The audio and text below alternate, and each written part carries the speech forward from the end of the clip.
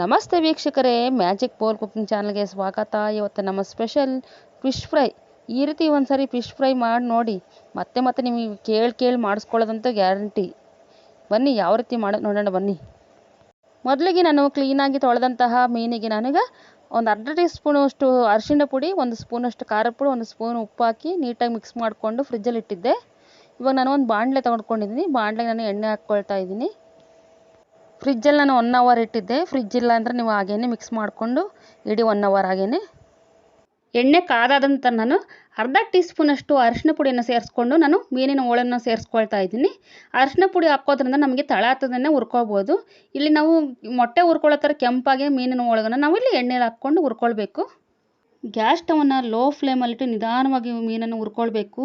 High ಫ್ಲೇಮಲ್ಲಿಟ್ಟರೆ ಇದು ನೀಟಾಗಿ ಬೇಯೋದಿಲ್ಲ. ಹಾಗಾಗಿ ಲೋ ಫ್ಲೇಮಲ್ಲೇ ನಾವು ನೀಟಾಗಿ ಹುರ್ಕೋಬೇಕು.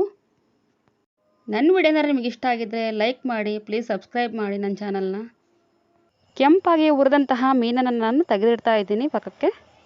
ಮೀನು ಕರೆದು ತೆಗೆದಾದ ನಂತರ ನೀವು ಆಯಿಲ್ ಸಾಕಾಗೋಲ್ಲ ಅಂದರೆ ಇನ್ನೂ ಸ್ವಲ್ಪ ಆ್ಯಡ್ ಮಾಡ್ಕೊಳ್ಳಿ ಆಯಿಲ್ನ. ಇಲ್ಲ ಸಾಕಾಗುತ್ತೆ ಅಂದರೆ ಅದೇ ಆಯಿಲಿಗೆ ನಾವು ಹಸಿಮೆಣ್ಸಿನ್ಕಾಯಿ ಮತ್ತು ಕರಿಬೇವನ್ನು ಹಾಕ್ಕೊಳ್ತಾ ಇದ್ದೀನಿ.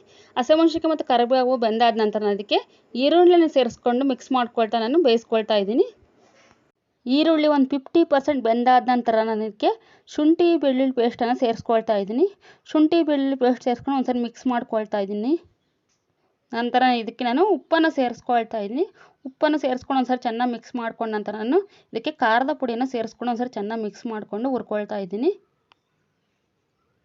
ಇದಕ್ಕೆ ನಾನು ಒಂದು 3 ಸ್ಪೂನಷ್ಟು ಧನಿಯಾ, ಒಂದು ಅರ್ಧ ಸ್ಪೂನಷ್ಟು ಜೀರಿಗೆ, ಒಂದು 2 ಲವಂಗ, ಚಕ್ಕೆ ತುಂಡು, ಏಲಕ್ಕಿ ಹಾಕಿ ಮಿಕ್ಸ್ ಮಾಡಿ ಪೌಡ್ರ್ ಮಾಡಿದಂತಹ ಪೌಡ್ರನ್ನ ಸೇರಿಸ್ಕೊಳ್ತಾ ಇದ್ದೀನಿ. ಪೌಡ್ರ್ ಹಾಕ್ಕೊಂಡು ನಂತರ ಮುಂಚೆ ಚೆನ್ನಾಗಿ ಮಿಕ್ಸ್ ಮಾಡ್ಕೊಂಡು ನಾನು ಇಲ್ಲಿ ಫಿಶ್ ಫ್ರೈ ಮಸಾಲವನ್ನು ಸೇರಿಸ್ಕೊಳ್ತಾ ಇದ್ದೀನಿ. ಫಿಶ್ ಫ್ರೈ ಮಸಾಲ ಇಲ್ಲಾಂದರೆ ನಾವು ಚಿಕನ್ ಮಸಾಲ ಅಥವಾ ಮಟನ್ ಮಸಾಲ ಕೂಡ ನೀವು ಸೇರಿಸ್ಕೊಂಡು ಮಿಕ್ಸ್ ಮಾಡ್ಕೊಳ್ಬೋದು. ಮಿಕ್ಸ್ ಮಾಡ್ಕೊಂಡು ನಾನು ಇಲ್ಲಿ ಹುರಿದಂತಹ ಮೀನು ಹೋಳುಗಳನ್ನು ಸೇರಿಸ್ಕೊಳ್ತಾ ಇದ್ದೀನಿ. ಮೀನು ಹೋಳುಗಳನ್ನು ಸೇರಿಸ್ಕೊಂಡು ಒಂದ್ಸರಿ ಚೆನ್ನಾಗಿ ನಿಧಾನವಾಗಿ ಮಿಕ್ಸ್ ಮಾಡ್ಕೊಳ್ಳಿ. ಚೆನ್ನಾಗಿ ಮಿಕ್ಸ್ ಮಾಡ್ಕೊಂಡ ನಂತರ ಇಲ್ಲಿ ಮುಚ್ಚಳವನ್ನು ಹಾಕ್ಕೊಂಡು 10 ನಿಮಿಷದವರೆಗೂ ಲೋ ಫ್ಲೇಮಲ್ಲಿ ನಾನು ಬೇಯಿಸ್ಕೊಳ್ತಾ ಇದ್ದೀನಿ. ಮಧ್ಯದಲ್ಲಿ ಮುಚ್ಚಳವನ್ನು ತೆಗೆದುಬಿಟ್ಟು ಮಿಕ್ಸ್ ಮಾಡ್ಕೊಳ್ತಾ ಇಲ್ಲಿ, ಇಲ್ಲಾಂದರೆ ತಳ ಹತ್ತುವ ಚಾನ್ಸ್ ಇರುತ್ತೆ. ಕೊನೆಯಲ್ಲಿ ನಾನಿಲ್ಲಿ ಫಿಶ್ ಫ್ರೈ ರೆಡಿ ಆದ ನಂತರ ನಾನು ಇದಕ್ಕೆ ಕೊನೆಯಲ್ಲಿ ಕೊತ್ತಂಬರಿಯನ್ನು ಸೇರಿಸ್ಕೊಳ್ತಾ ಇದ್ದೀನಿ. ಕೊತ್ತಂಬರಿ ಸೇರಿಸ್ಕೊಂಡ ನಂತರ ಒಂದ್ಸರಿ ಚೆನ್ನಾಗಿ ಮಿಕ್ಸ್ ಮಾಡ್ಕೊಳ್ತಾ ಇದ್ದೀನಿ. ಈಗ ಫಿಶ್ ಫ್ರೈ ರೆಡಿಯಾಗಿದೆ. ಇದು ವೈಟ್ ರೈಸಿಗಂತೂ ತುಂಬ ಸಖತ್ತಾದ ಕಾಂಬಿನೇಷನ್ನು.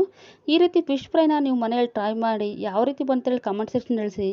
ಮತ್ತೆ ಮುಂದಿನ ವಿಡಿಯೋದಲ್ಲಿ ಭೇಟಿಯಾಗೋಣ. Okay, take care, bye bye, see you friends.